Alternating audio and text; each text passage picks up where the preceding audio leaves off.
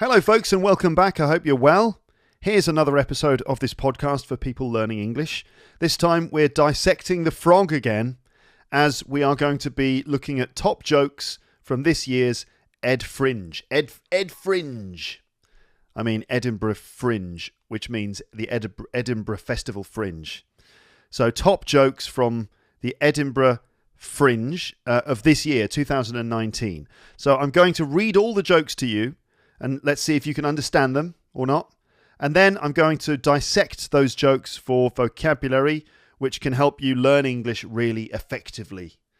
Learning English through jokes, not just jokes that people tell each other, but specific jokes that have been written by stand-up comedians hoping to make a big career for themselves by performing at Edinburgh and getting attention of the media and stuff like that. Explaining a joke is like dissecting a frog.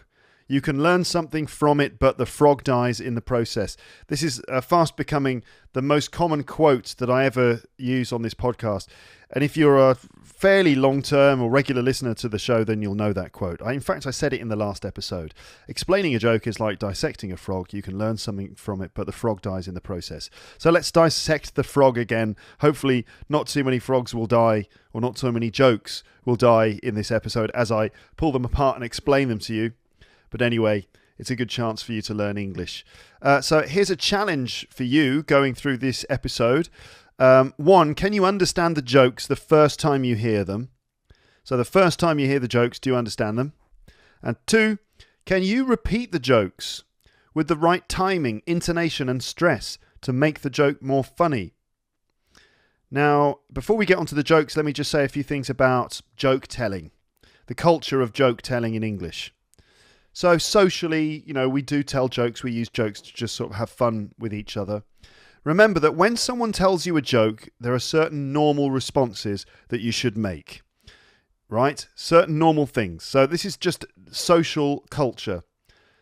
It's quite tricky because you might not know when someone is joking or when they are not joking. But there's kind of like the joking attitude where someone is just being playful, and you don't know if they're being serious or not, or if they're just sort of joking in their attitude. And then there are actual jokes with specific structures. And after a while, when you hear more and more jokes, you start to notice certain typical structures, which is like, this is like this because of this, or why did the blah, blah, blah? And you have to say, I don't know. Why did the blah, blah, blah? So often it's a question and your response is to say, I don't know. And certain other things as well, as we're going to just see. But when someone tells you a joke, there are certain normal responses that you should make. So you shouldn't give no reaction, which is something that I've seen as I've told jokes to non-native speakers or learners of English before. Now, obviously, maybe it's just because my jokes were so terrible and the way that I delivered them was so bad. Or maybe it was just because the person I was talking to or the people I was talking to didn't understand the conventions and couldn't notice that I was telling them a joke. But the typical reaction would be I'd tell a joke and the reaction would just be just a straight face, which generally means I didn't notice, I haven't realised that a joke has happened. That's normally kind of what that means.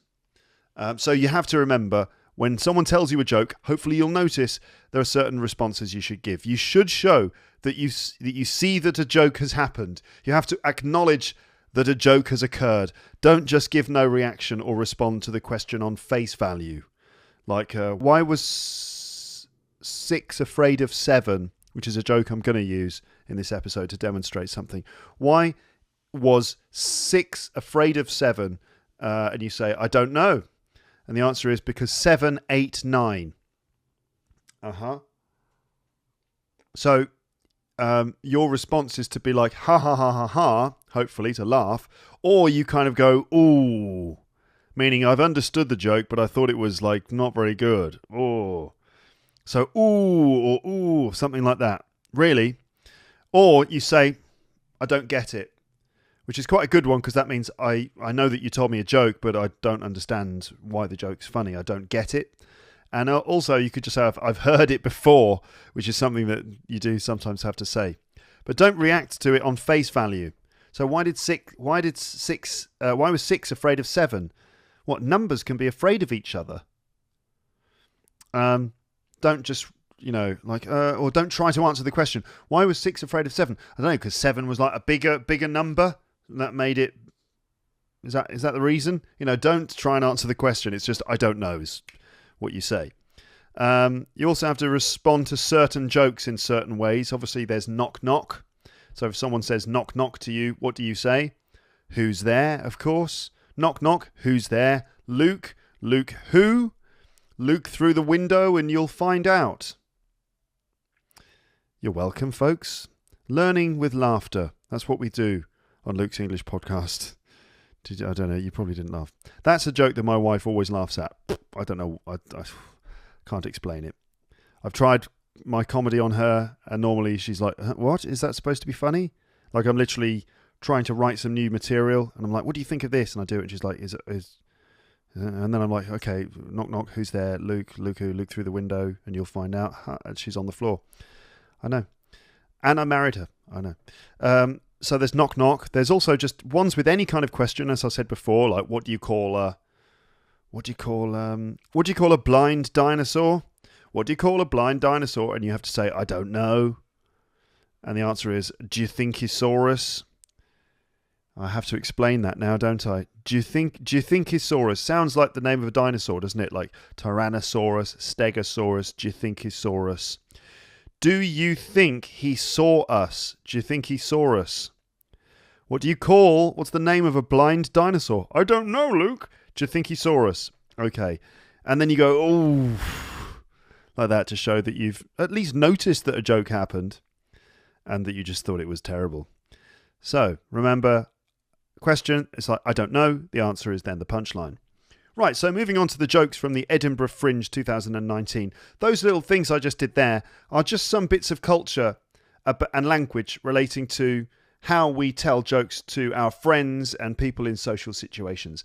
To be honest, in my experience, it's not that often that you just you're with friends and you'll just like tell them a joke. Normally, it's more just sort of on the spur of the moment. You just make up comments and jokes based on what's happening around you. Maybe sometimes you'll have like these little kind of joke telling sessions where people kind of go, oh, I've got another one for you, or what about this one? And you're actually telling jokes that you've heard. It's usually done in that way where everyone's doing it, rather than like, oh, hello, my name's Luke, nice to meet you. So why did the chicken cross the road, eh? It's not necessarily what you'd do straight away. It's just like tell pre-written jokes. Instead, it's more of an attitude, I think, being humorous. So let me go back to joke types. So I did something about different joke types in the last one of these episodes, if you remember last year. I talked about things like pull back and reveal, and then I got off the bus. These different sort of techniques or types of joke. So here are about 5 different joke types. Again, some of them are going to be just a quick recap from last time, maybe with some more details. 5 different joke types or stand-up techniques. So the first thing is puns. Puns obviously are word jokes. A pun really is based around one word or phrase, which means 2 things at the same time. Maybe because one word can sound like 2 words. Homophones. A homophone is a word that has several meanings, but they sound the same. Okay? Homograph means the word has several meanings and is spelled the same, and a homonym is a word that is either spelled the same as another word or sounds the same as another word. I think both. So these we have a lot of these in English, and a lot of them can be kind of created by squeezing phrases together as well. So we have lots of examples where words sound like other words or parts of sentences sound like other parts of sentences, which makes the language very, very rich for making jokes, puns. For example, my one from earlier, why was 6 afraid of 7? Because 7, 8, 9. So the basis of that pun is the word 8. And if you say 7, 8, 9, obviously it's a sequence of numbers, but also it's a sentence, isn't it? Because the number 8 sounds exactly like the verb ate, the past of eat. So they sound exactly the same. And it is the same pronunciation. 1, 2, 3, 4, 5, 6, 7, 8. And I ate a pizza. It's exactly the same. And so that's where the pun happens. Why was 6 afraid of 7? Because 7, 8, 9. Okay. Then we've got the pull back and reveal, which is basically when the joke gives you some information and then suddenly you get a lot more information as if the camera has pulled back, revealing a lot more visual information around the edges of the screen, recontextualizing the situation. So the situation radically changes when we get more information. That's a pull back and reveal. It's like the camera pulls back to reveal more. So here's an example joke from last year, just to give you an example of a pull back and reveal. This is Joe Bohr's joke from 2014, this one. And he said, "My wife told me sex is better on holiday." So at this point, fairly normal. You imagine that they've had sex on holiday and she tells him that sex is better on holiday. But then the rest of the joke pulls back the situation and reveals more information, recontextualizing it. "My wife told me sex is better on holiday. That wasn't a nice postcard to receive." Did I mess up that punchline? "My wife told me sex is better on holiday. That wasn't a nice postcard to receive." That wasn't a nice postcard to receive. A nice postcard. So, in fact, she wasn't on holiday with him. She was off on holiday with someone else, having sex with someone else, and then she sent him a postcard to tell him that sex is better on holiday. It's quite a good joke. I think it's a good one. That's a pull back and reveal. Then we've got observational humour, which is basically noticing things about everyday life that we all experience, but we haven't put into words yet. So it's just like, have you ever noticed that blah, blah, blah, blah, blah? And what's the deal with blah, blah, blah, blah, blah? You know, like the typical one is like, so what's the deal with airline food, right? And then you kind of make observations about airline food and typical things in an aeroplane and how everything's so small. And, you know, then you make a career out of it, like Jerry Seinfeld or Michael McIntyre. Similes are very often used in jokes in stand-up these days, and this is basically showing how two things are similar in unexpected and revealing ways. So, for example, explaining a joke is like dissecting a frog. The frog you can learn something from it, but the frog dies in the process. I kind of screwed up that joke as well, didn't I? Anyway, it's like this is like this because this, you know, these things are the same. So explaining a joke is like dissecting a frog, and it really tells you more about the first thing. Then we've got common phrases reinterpreted. And certainly this year, I've noticed a lot of this in the jokes. So this time it seems that most of the jokes are based on well-known common phrases and how they could mean something else if you change the context. It's a bit like a pun, but for a whole phrase. So common phrases that people often use and using those to create jokes. And from, I think it was a few years ago, Tim Vine did a joke, which is a good example of this. Common phrases reinterpreted. So his joke was based on the phrase, "That's a sight for sore eyes." Sore, if your eyes are sore, it means they sting. And if you say something is a sight for sore eyes, it means you're really glad to see something. So if you see someone you love, you could be like, "Oh, you're a sight for sore eyes." Like, imagine you've just been off on some week-long horrible business trip, and it's been horrible. And then you see, you know, your family. You might say, "Oh, you're a sight for sore eyes." Like, meaning something you're very glad to see. That's a sight for sore eyes, isn't it? You know, a politician admitting that they've lied on TV. Oh, that's a sight for sore eyes, isn't it? Meaning that's something we've wanted to see for some time. And the joke is conjunctivitis.com. So conjunctivitis is an infection that you might have in your eyes. And if you have conjunctivitis, you're going to have red, sore eyes. So conjunctivitis.com. Now there's a site for sore eyes. There's a site, meaning a website. Conjunctivitis.com, there is a website for sore eyes. Literally. But also, you'd be glad to see it. Oh, there's a site for sore eyes. You see, so it's a typical common phrase reinterpreted.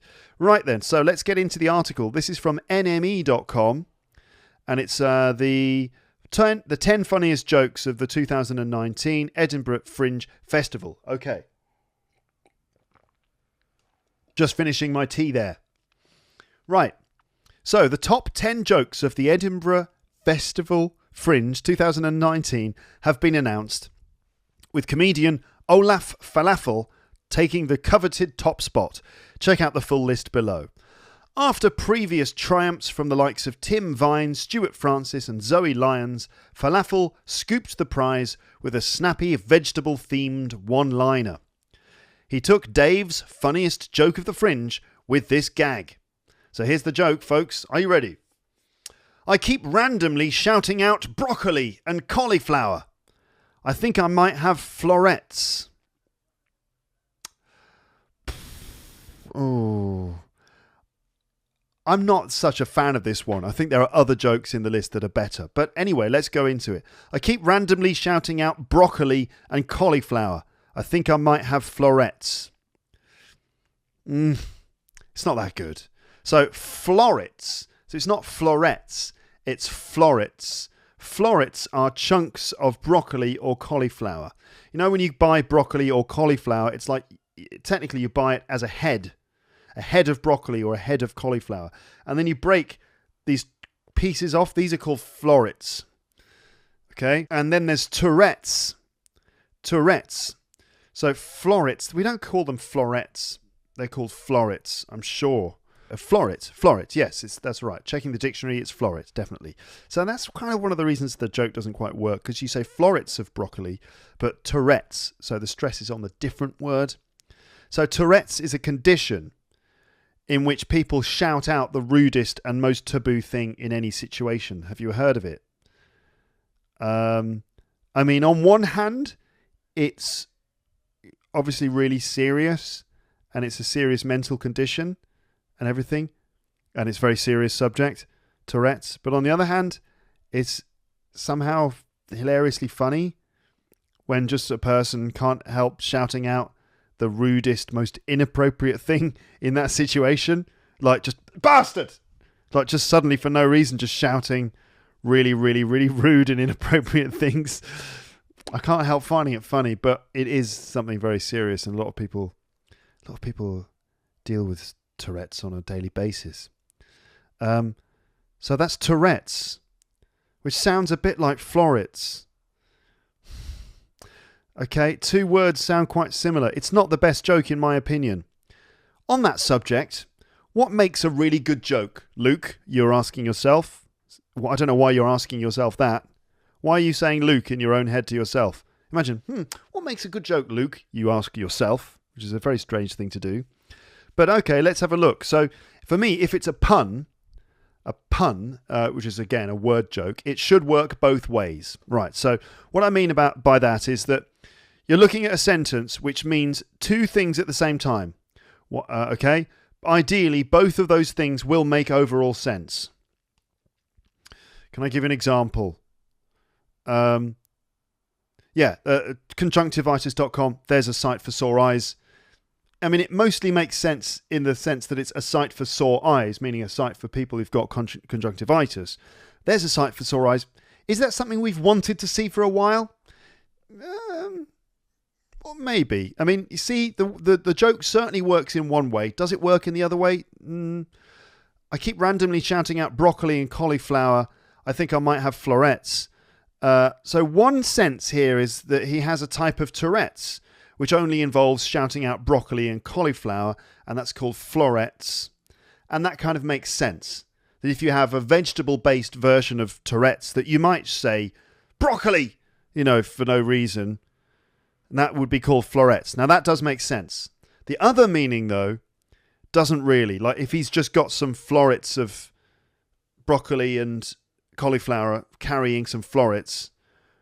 So why would he be randomly shouting out the words broccoli and cauliflower if he just had some florets in his hand? So I keep randomly shouting out broccoli. I think I've got florets. But that wouldn't make you randomly shout out broccoli. So for me, the joke doesn't quite work. For the connoisseur over here, the joke doesn't quite work. Here for me is a joke that works both ways. I mean, this is not the only thing that is important for a joke. There's also something to do with the cultural context and making jokes about things that are maybe in the popular consciousness, things that are particularly timely. I think maybe the florets joke is a bit more timely because, well, I mean, it's not really PC to make fun of Tourette's. But I think the thing about florets of vegetables. Maybe these days in supermarkets you tend to find your broccoli and cauliflower broken up into florets and put in bags that you put in the freezer, and they would have the word florets would be on there, so it's a word that we have seen. But anyway, I think it's just a bit more part of the current mood, or not mood, the mood. How's your mood today? Broccoli and cauliflower. I mean, it's just maybe in the popular consciousness. But here's another joke that does work both ways, even though it's not, doesn't have the same value somehow as Olaf Falafel's joke. So this one is, I broke my finger last week, but on the other hand, I'm okay. I broke my finger last week. On the other hand, I'm okay. So on the other hand can mean two things, obviously. That's where the joke is. It could mean but, and the whole sentence still makes sense. So he broke his finger, but overall he's okay. So that's, on the other hand, could mean but. I broke my finger, but I'm okay. I broke my finger. On the other hand, I'm okay. Right? That makes sense. And the other meaning as well also makes sense, which is on the other hand means literally on his other hand. And the whole sentence still makes sense. He broke his finger on one hand, but his other hand is okay. You see that the joke works in two ways at the same time, and both of them make sense. That's the kind of joke that is the best joke, in my opinion. It's got to work both ways. So I keep randomly shouting out broccoli and cauliflower. I think I might have florets. Some of the other jokes are better, I think. Right, now let's check out the rest of the top 10 as we go through 9 more popular jokes from Edinburgh Fringe this year. So, moving on to number 2. Someone stole my antidepressants. Whoever they are, I hope they're happy. Okay.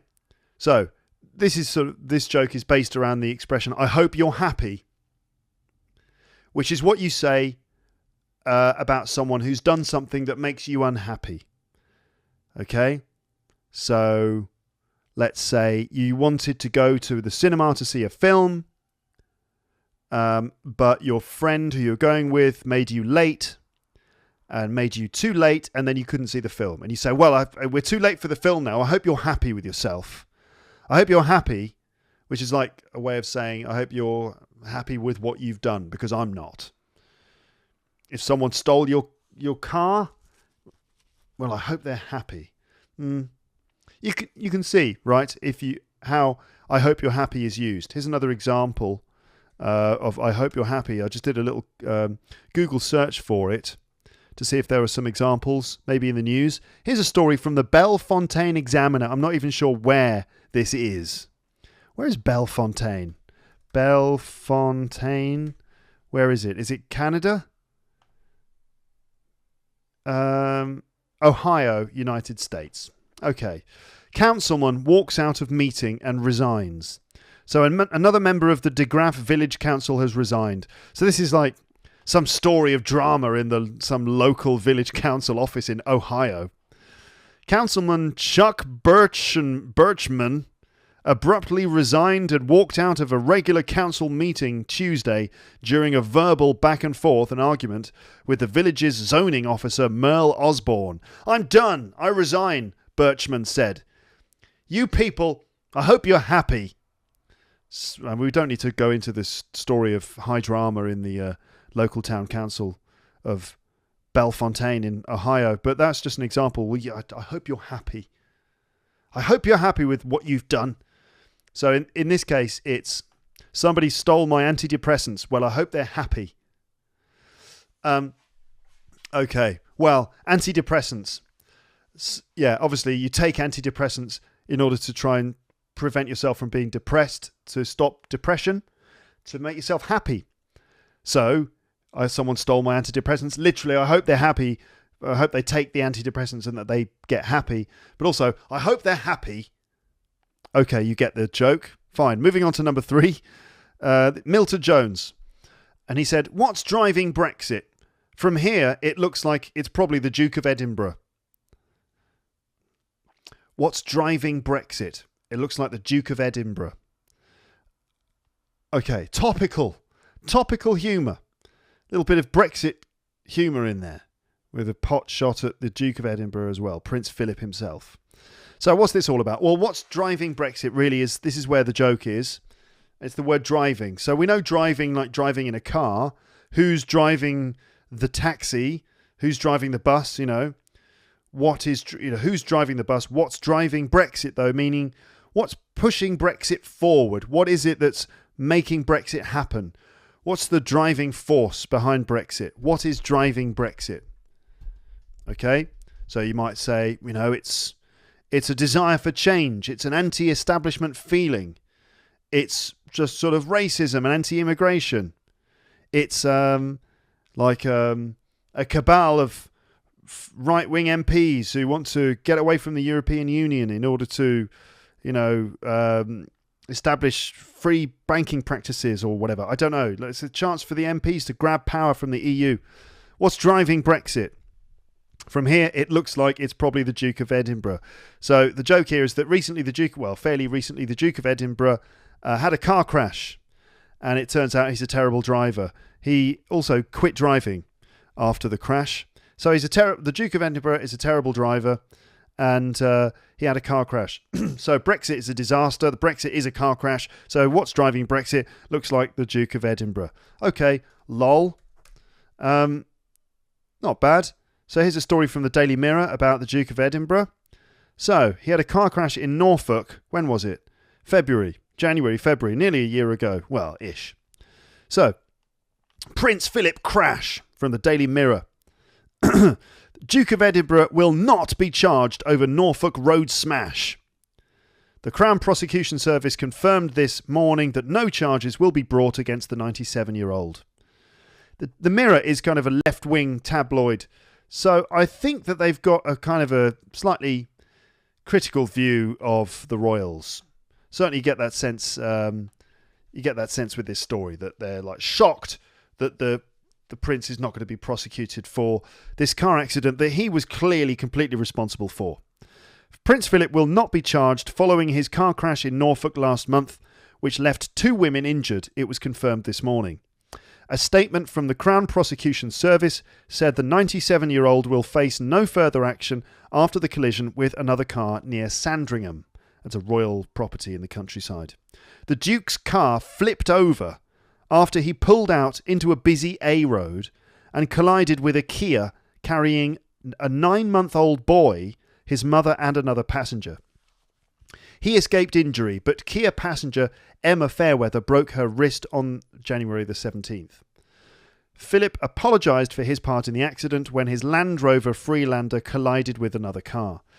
Chris Long, Chief Crown Prosecutor for CPS East of England, said the CPS has carefully reviewed material submitted by the police in relation to a traffic collision on the 17th of January this year, blah, blah, blah. Basically what happened was the Duke of Edinburgh in his big Range Rover pulled out into a road and just crashed into a car. He didn't even look properly. He just pulled out right in front of this car. They crashed into each other, and his car rolled over. He was fine, but this woman broke her wrist. So basically, the thing is, the Duke of Edinburgh is a terrible driver. So what's driving Brexit? Looks like the Duke of Edinburgh. Quite a good joke, and a decent joke, and quite nicely topical as well. So, Jake Lambert, number 4. A cowboy asked me if I could help him round up 18 cows. I said, yes, of course. That's 20 cows. I like this joke. It's a good, simple, straightforward joke. It kind of works both ways. So the joke is based on the phrase to round something up. Normally, you round up a number. So, for example, you round it up or down to the nearest decimal, nearest 5. So if it's 16, you round it down to 15. If it's 18, you round it up to 20. You see? So you round it up or round up or down the number to its closest unit of 5, I suppose. Rounding up a number. So a cowboy asked me if I could help him round up 18 cows. I said, yes, of course, that's 20 cows. But also to round something up, to round up some animals, means to gather all the animals into one specific place. So the animals are dotted around, and you go round, maybe on a horse, and round up all of these cows so that they're all corralled in in a certain little field or part of a field to round up some animals. So the cowboy asked me to round up 18 cows. So this could be two meanings. Round up the cows meaning get them together, and round up the cows meaning get the number to a round number. So he asked me if I could help him round up 18 cows. I said, yes, of course. That's 20 cows. Quite a good joke. I like it. Number 5 is from Ross Smith, and he says, a thesaurus is great. There's no other word for it. There's no other word for it. So this is based on the phrase, a common typical phrase, there's no other word for it, which is when you've just described something with a word and it's basically a way of emphasizing that you really mean that. So there's no other word for it. That was absolutely mesmerizing. There's no other word for it. Another example, this is from News Hub on the 29th of August this year. Fine dining is fancy. There's no other word for it. Okay? All right, so fine dining, like dining in gastronomic restaurants where you have like tiny portions of food and like lots of droplets of sort of, I don't know, sauce, and the food is in weird shapes, and there's always that strange foam stuff which looks vaguely disgusting. Tiny little portions. Big prices, small portions. Fine dining is fancy. Fancy meaning sort of quite posh. There's no other word for it. Okay, so there you go. So a thesaurus. So the joke, though, a thesaurus is a book filled with other words for things. So if you look up the word big, you'll get large, you'll get huge, massive, grand, in a thesaurus. It's a bit like a dictionary. So a thesaurus is great. There's no other word for it. But there is another word for it. Just look up the word great in the thesaurus and you'll see that there are various words for it. A thesaurus is great. There's no other word for it. Okay, not bad. We're fully dissecting these frogs here. These poor frogs are like... Just, the floor of my room is just full of dead frog matter everywhere. The amount of time I have to spend cleaning up dead frog carcasses in this room after I do these podcasts. Number 6, sleep is my favourite thing in the world. It's the reason I get up in the morning, said Ross Smith. Again, sleep is my favourite thing in the world. It's the reason I get up in the morning. I quite like this one. So the phrase here is, it's the reason I get up in the morning. This is a very common phrase, which is basically like saying, it's my reason for living. It's the reason I live. It's what I live for. It's a way of saying that. Oxygen.com, I think it is, a news outlet. This sentence, she added that her dog is the reason I get up in the morning. So meaning, she lives for her dog. Like podcasting is the reason I get up in the morning, for example. Okay? In this case, it's sleep. Sleep is my favourite thing in the world. It's the reason I get up in the morning. I quite like that. Obviously, you can see that it's not logical, because if he loves sleep, why is he getting up? I quite like it. Number 7 is Adele Cliff. I accidentally booked myself onto an escapology course. I'm really struggling to get out of it. Okay. An escapology course. Escapology is the science, maybe, of escaping from things. If you're an escape artist like Houdini, you would be an expert in escaping from chains or escaping from a straitjacket or something like that. Like you might be put in a straitjacket, and then surrounded by chains and then dumped in a box and thrown in the water, and you escape from it and you come out. That's escapology. So I've accidentally booked myself onto an escapology course, and I'm really struggling to get out of it. So the joke is based on the double meaning of to get out of it. To get out of something is to find a way to not do something. So, for example, at work, it's been arranged that you have to do a presentation in front of all of the board of directors, and you're like, oh God, I really don't want to do this presentation. I'm too stressed out. And he's like, oh, I'm going to need to find a way to get out of it. And you say to your boss one day, oh, about next week, Wednesday morning, I'm supposed to be doing that presentation. The thing is, my daughter has got to go to the doctors. We've got a special doctor's appointment, so I'm not going to be able to do it. Any chance that Tony could do it instead? He says he doesn't mind. So I'm trying to get out of it. I'm struggling to get out of it. In this case, it's an escapology course, which she accidentally booked herself onto. Like, oh no, I booked myself onto the escapology course by mistake. I really don't want to do that. And then you need to find a way of getting out of it. Like, oh, I'm afraid I can't do Thursday evenings anymore because I'm washing my hair and, I'm struggling to get out of it. But also, when you're an escape artist, you struggle to get out of chains or a box or a straitjacket, don't you? You see what she did? Very clever, he said semi-sarcastically. It's not bad, not a bad joke. A bit clunky. I accidentally booked myself onto an escapology course. I'm really struggling to get out of it. Okay. Number 8 then. Here we have the last 3 jokes. So, number 8. This is Richard Pulsford. After learning 6 hours of basic semaphore, I was flagging. I like it. It's a nice joke. Semaphore is a kind of visual language involving holding flags. So you've got a flag in one hand and a little flag in the other hand, 2 flags.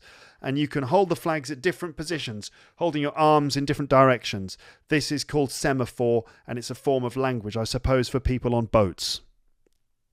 So this is semaphore. So after learning 6 hours of basic semaphore, I was flagging. So flagging, this is the basis of the joke. Flagging can mean getting tired. Oh God, I've been podcasting for 45 minutes now. I'm flagging, meaning starting to get tired. But also flagging could mean using flags, doing things with flags. Semaphore involves doing things with flags. It's flagging, isn't it? What are you doing? Just a bit of flagging. You see, after learning 6 hours of basic semaphore, I was flagging. It's good. It works both ways. I was flagging, meaning I was tired, and I was flagging, I was waving flags around. Well done, Richard Pulsford. Number 9, to be or not to be a horse rider. That is equestrian. Mark Simmons wrote that joke. To be or not to be a horse rider. Now, it already sounds a bit like Hamlet, doesn't it? Shakespeare. To be or not to be, that is the question, which is Hamlet kind of, thinking about life and questioning his mortality and stuff. But to be or not to be a horse rider, that is equestrian. So equestrian is a word that means relating to horses. Yeah, relating to horse riding. Okay, so an equestrian event would be a horse riding event at the Olympics or something like that. The equestrian area or equestrian events, horse riding. So equestrian relates to horse riding. So to be or not to be a horse rider, that is equestrian. To be or not to be, that is the question. That is equestrian. That is the question. That's it. That's the joke.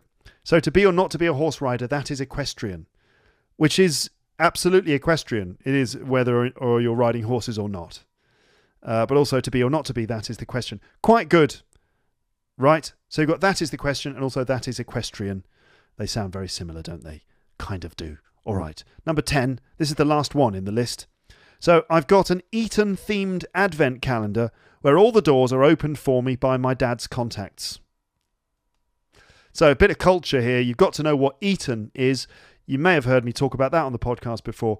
Eton is a public school. Public is misleading as a word because it doesn't mean open to everyone. It doesn't mean free. It's not paid for by the state. Public schools are very exclusive private schools where only the top elite people go to. The richest people in the top jobs send their children to these private boarding schools like Eton or Harrow. And Eton is a school that if you go to Eton, there's a good chance that your dad or mum works in a very high position in some influential situation. And because of, what's the word for it? Nepotism. That's it. Nepotism. Okay. So the word I'm looking for is nepotism. So the practice of using your influence to help younger relatives. That's nepotism. So what was I saying? So if you go to Eton, it probably means you've got lots of connections, and those connections open lots of doors for you because of nepotism. So, in this case, the person's got an Eton-themed advent calendar. An advent calendar is a calendar that you use during the period of Advent, which is just before Christmas. It's like the days leading up to Christmas. Quithmas. Not Christmas. Or Quithmas. Christmas. It's the days leading up to Christmas. 1st of December to the 25th of December. That's Advent.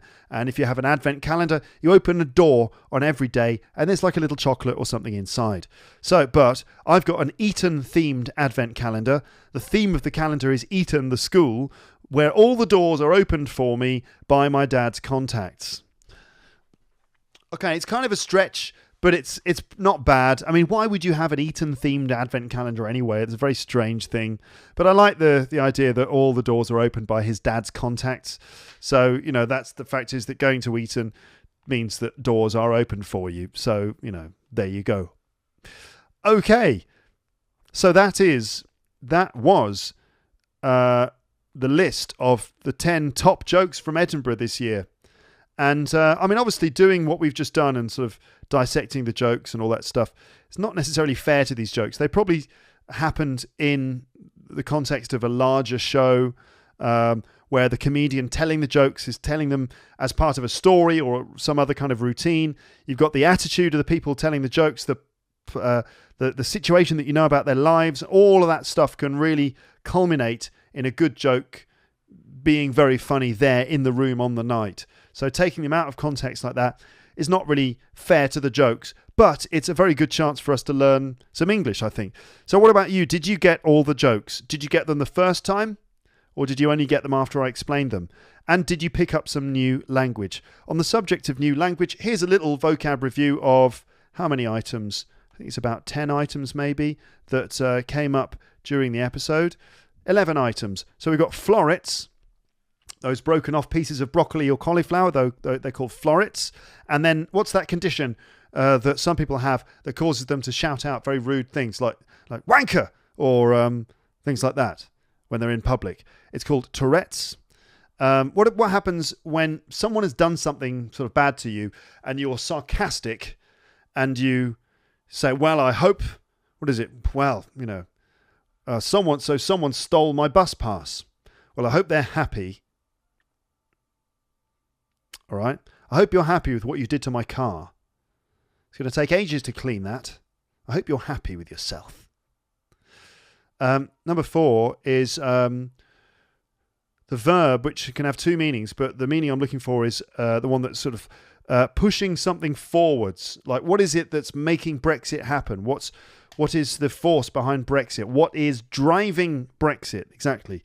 And we use the word drive for other things, like it's driving this company. The ethos of this company is what drives us forward. Okay.